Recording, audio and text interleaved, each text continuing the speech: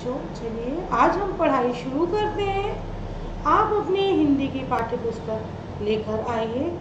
हम आज पढ़ेंगे 10वीं कक्षा का हिंदी और हिंदी का गद्य खंड पढ़ेंगे। पाठ 9 परीक्षा। पाठ 9 परीक्षा पढ़ेंगे। इसके लेखक हैं मुंशी प्रेमचंद जी। कौन है लेखक इनके? मुंशी प्रेमचंद जी का जीवन परिचय देखेंगे कि हिंदी साहित्य के उपन्यास सम्राट कथाकार मुंशी प्रेमचंद का जन्म बनारस के निकट कहाँ हुआ था जन्म?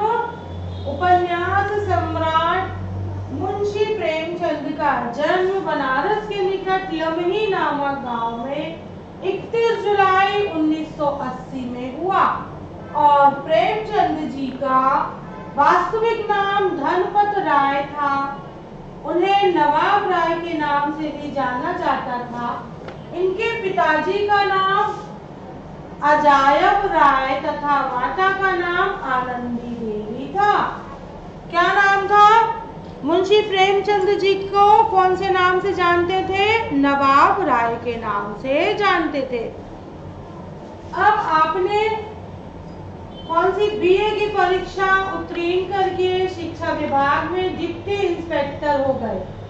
कैसी पढ़ाई करी थी आपने? स्वाध्यायी रूप से, किंतु स्वतंत्र एवं क्रांतिकारी विचारों के कारण उन्होंने शासकीय सेवा का परित्याग किया और आजीवन आर्थिक संघर्षों का सामना करते हुए समाज सेवी उत्कृष्ट साहित्य सृजन में संलग्न रहे।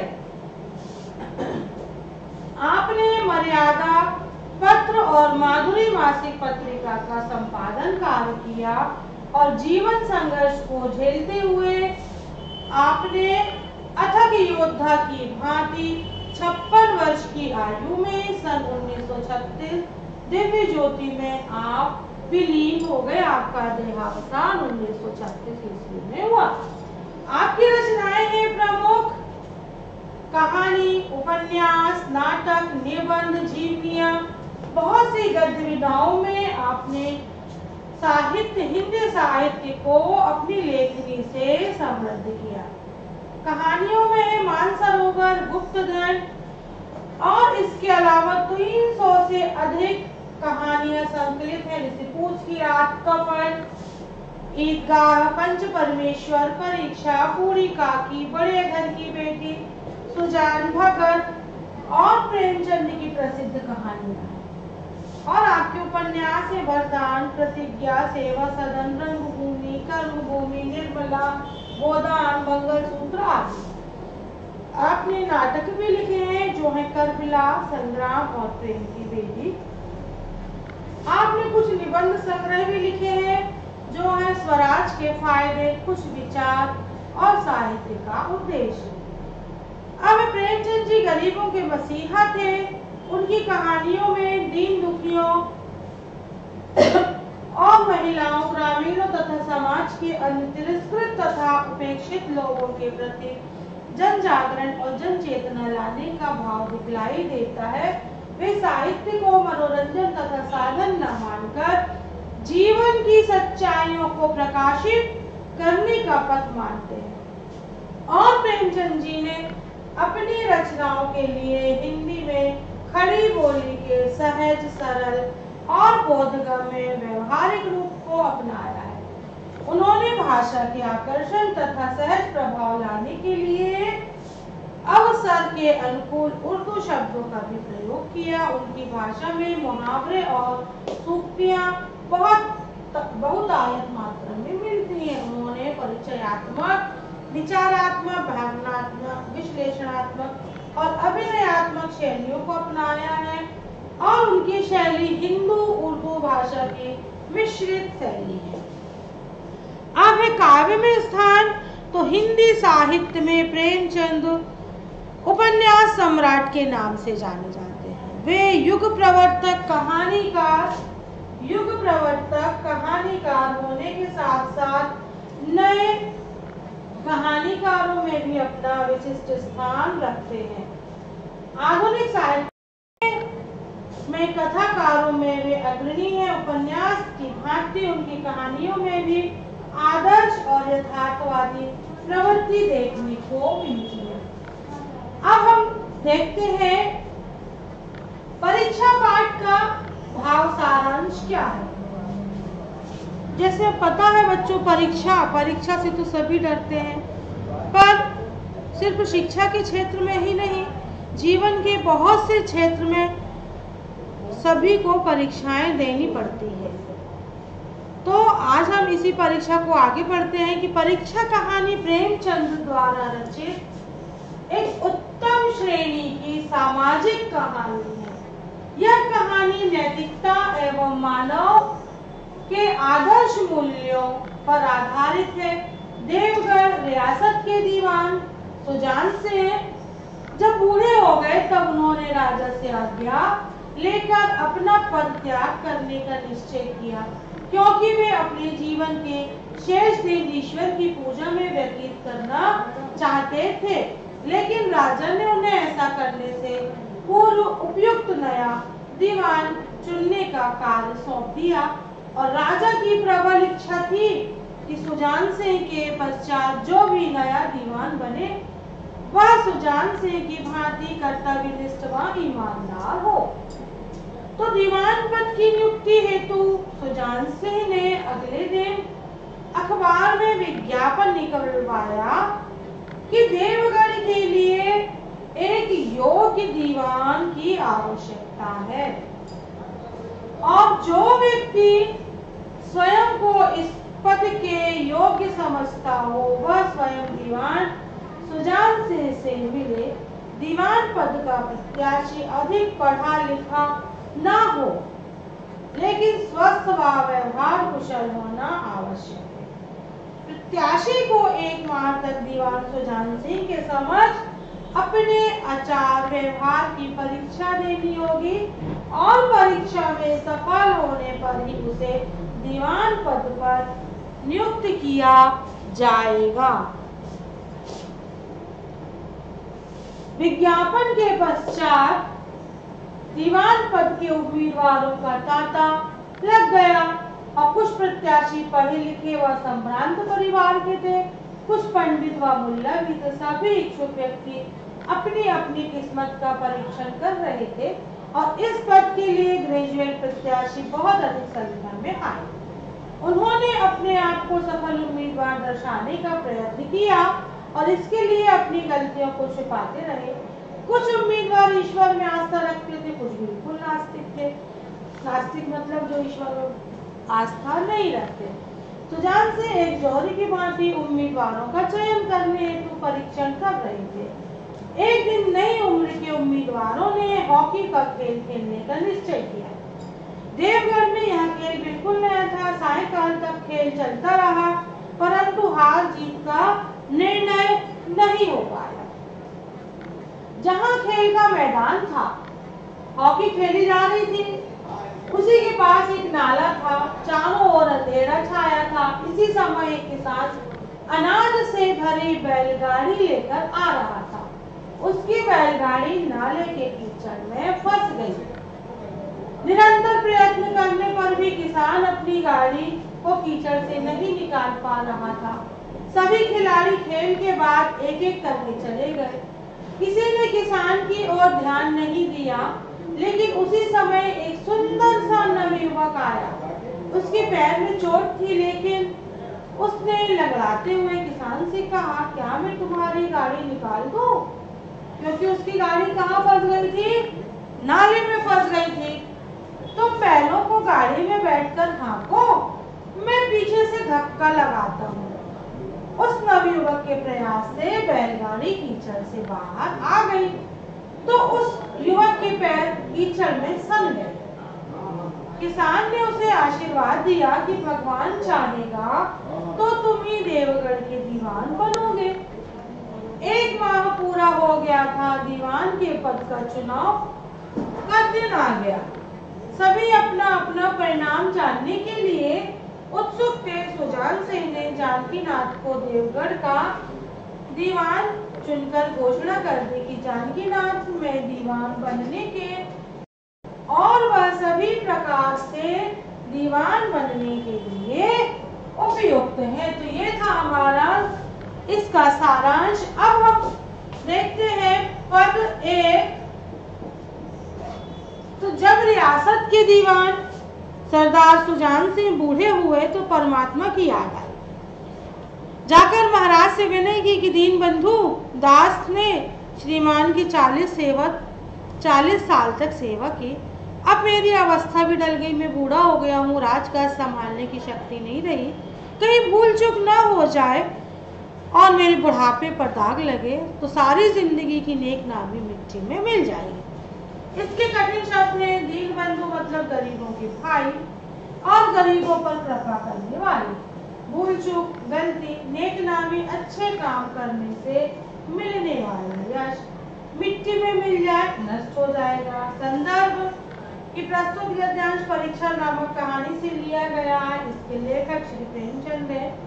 प्रसंग की देवगढ़ रियासत के दीवान सुजान सिंह ने राजा से उन्हें कार्यभार से मुक्त करने की प्रार्थना की।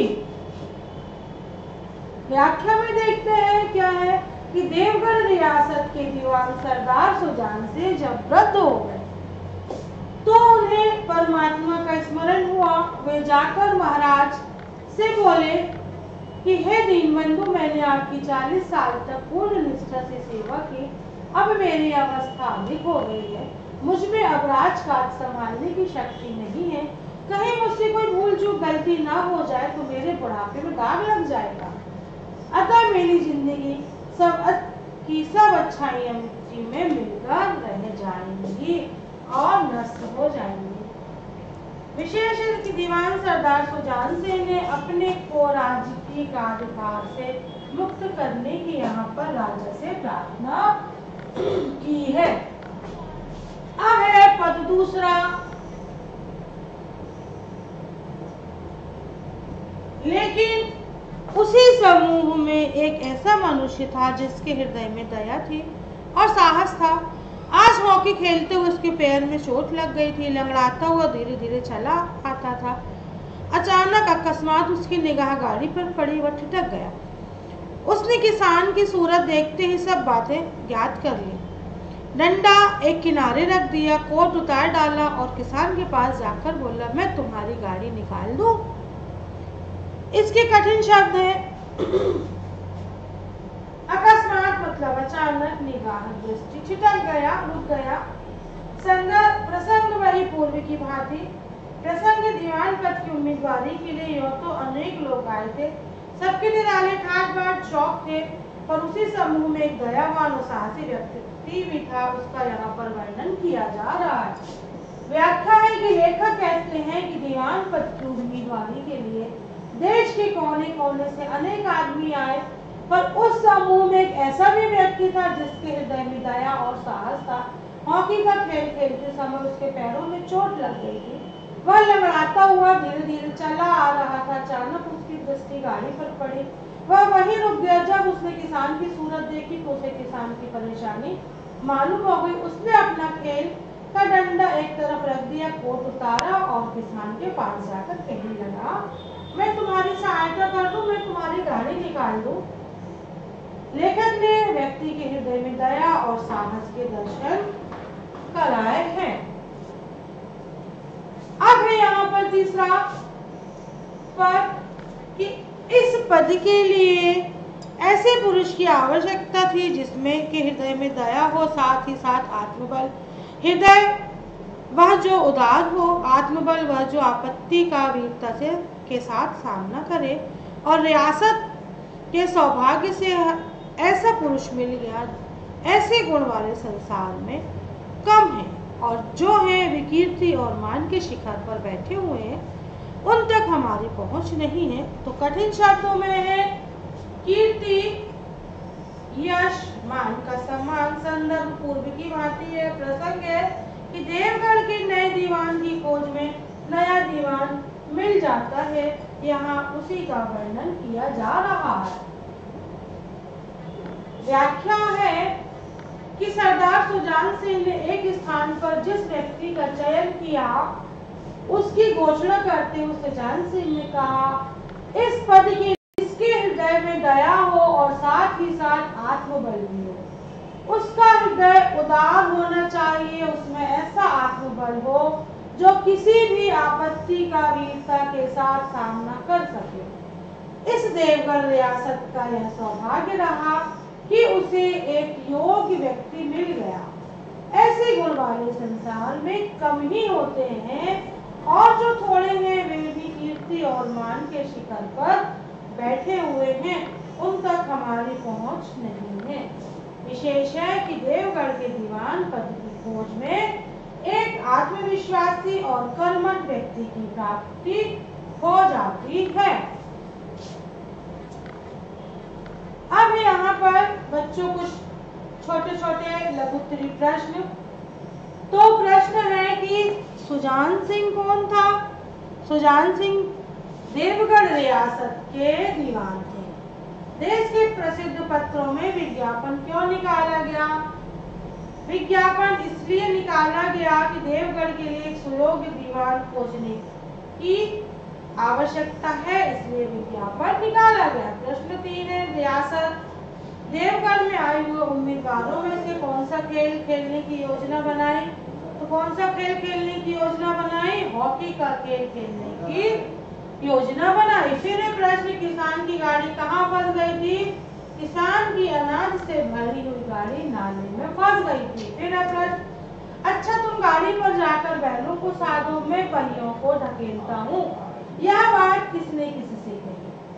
तो यह बात हॉकी के खेल में चोट खाए हुए युवक ने किसान से कही। फिर प्रश्न 6वां, गाड़ी पर किसान के वेश में कौन था? तो गाड़ी पर किसान के वेश में स्वयं सरदार सुजान सिंह थे।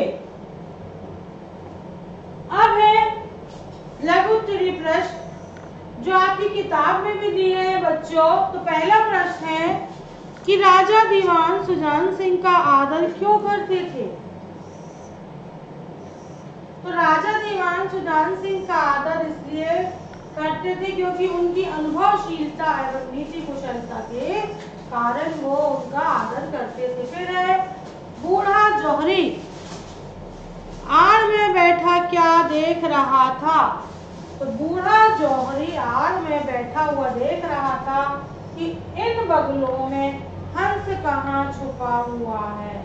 इसका मतलब कि जो हॉकी खेलने आए हुए थे, बहुत से अलग अलग जगह से हॉकी खेलने के लिए आए थे दीवान बनने के लिए, उनमें एक हंस मतलब वो व्यक्ति जिसकी आवश्यकता है वह कहाँ छिपा हुआ।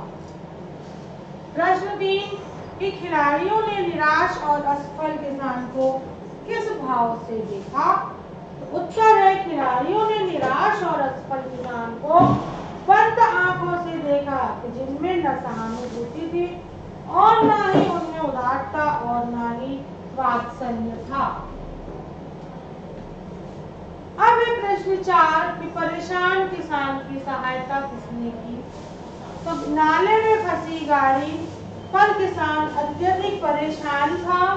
ऐसे में परेशान किसान की सहायता एक खिलाड़ी जिसको चोट लगी हुई थी, पंडित जानकीनाथ ने की। फिर प्रश्न, युवक ने किसान की तरफ देखकर क्या संदेश हुआ? उत्तर, युवक को किसान की तरफ देखकर उसके सुजान से होने का संदेह हुआ। फिर परीक्षा दीर्घ उत्तरी प्रश्न, तो जिसने बात कीजिए वह नम्रता और सदाचार का देवता बिना मालूम होता है। इस उक्ति का भाव स्पष्ट कीजिए। तो उत्तर, देवगढ़ के दीवान के पद हेतु जो उम्मीदवार आए थे उनसे बात कर ऐसा लगता था मानो वे सभी व्यक्ति नम्रता और सदाचार के देवता हैं। अब प्रश्न कि दीवान सुजान सिंह ने अपने उत्तराधिकारी का चयन किस प्रकार किया? तो दीवान सुजान सिंह ने अपने उत्तराधिकारी का चयन के लिए एक अनाज के से भरी हुई गाड़ी को लेकर ऐसी जगह पर आ गया जहां से हॉकी के खिलाड़ी गाड़ी नाले में फंस गई थी और बैलों ने जवाब दे दिया था। वह किसान बनकर बड़ी आपत्ति में फंसा हुआ था। खिलाड़ी उसकी तरफ देखते थे और यूं ही चले जाते थे। उनमें उदारता और मदद करने का भाव नहीं था, पर उन लोगों में एक व्यक्ति ऐसा भी था जिसमें दया भी थी और साहस भी था, और अंत में वही व्यक्ति दीवान पद पर चुना गया।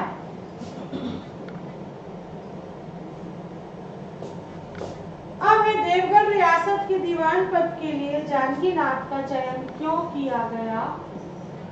क्योंकि दीवान पद के लिए जानकीनाथ के हृदय में साहस, आत्मबल और उदारता का वास था। परीक्षा कहानी के शीर्षक की सार्थकता सिद्ध कीजिए कि कहानी का परीक्षा शीर्षक सटीक, सारगर्भित एवं उपयुक्त है, क्योंकि देवगढ़ के दीवान के लिए एक योग्य, साहसिक और दयावान दीवान का चयन करना था।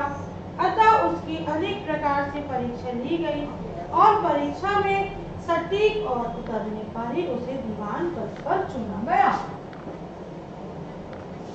अब यहाँ पर कि निम्नलिखित पदों का समास विग्रह कीजिए। बच्चों, हमने समास पढ़ा है, आज फिर से उसका रिवीजन हो जाएगा, तो ध्यान दीजिए। नीति कुशल मतलब नीति में जो कुशल है, कौन सा समास है? बहुव्रीहि। धर्मनिष्ठ, धर्म में निष्ठ, तत्पुरुष समास। आत्मा से बल वाला, आत्मबली, कर्मधारय समास। वेद का मंत्र, तत्पुरुष समास। कृपा दृष्टि, कृपा की दृष्टि भी तत्पुरुष समास। अब यहाँ पर है संधि विच्छेद। परीक्षा, परिधन इच्छा, दीर्घ संधि। मदाग्नि, मंद धन अग्नि बराबर, दीर्घ संधि। सहधन अनुभूति, सहानुभूति, दीर्घ संधि। और निर्धन आशा, निराशा में है विसर्ग संधि। फिर समास विग्रह कर। अच्छा, तो बच्चों, आज आपका ये यहीं पर समाप्त होता है। इसको आप अच्छे से पढ़ेंगे और ये सब आपकी पाठ्य पुस्तक 10वीं हिंदी नवनीत में भी दिया है। आप इसको अच्छे से पढ़ेंगे, याद करेंगे और कॉपी में भी लिखेंगे। और आप लोग बहुत अच्छे से पढ़ाई करिए बच्चों, क्योंकि आपको अभी बोर्ड परीक्षा देनी है और अच्छे नंबरों से आपको पास भी होना है।